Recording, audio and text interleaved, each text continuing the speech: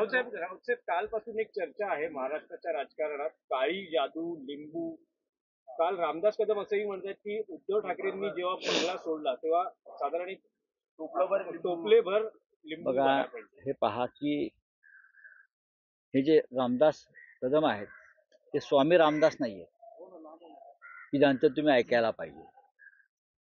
आता काळ्या जादूविषयी कोणी बोलायचं, मुळात ही अंधश्रद्धा आहे.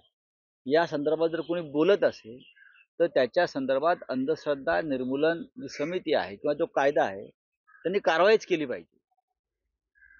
माझा काल प्रश्न इतकाच होता की देवेंद्र फडणवीस अद्याप वर्षा बंगल्यावरती का राहायला जात नाही, याचं उत्तर रामदास कदमांनी द्यावं किंवा एकनाथ शिंदेनी द्यावं किंवा स्वतः भाजपच्या प्रवक्त्यांनी द्यावं ना. एकनाथ शिंदे देवेंद्र फडणवीस वर्षा बंगल्यावर जायला राहायला का घाबरतायत, त्यांचं कुटुंब का घाबरत आहे, हा एक साधा प्रश्न आहे. त्याच्यामध्ये मी असं म्हटलं का तिथे काय मिरच्या आहेत, लिंबू आहेत, अजून काय आहे? नाही. त्यांनी जायला पाहिजे. मुख्यमंत्र्यांचा अधिकृत बंगला आहे तो. तुम्ही त्या बंगल्यात अद्याप गेलेला नाहीयेत. तुम्ही रात्री तिकडे झोपायला तयार नाहीयेत. तुम्हाला कसली भीती वाटते? काय तिकडे असं घडलंय, तो काय याआधी घडवलंय? हा महाराष्ट्राच्या जनतेसाठी चिंतेचा आणि संशोधनाचा विषय आहे.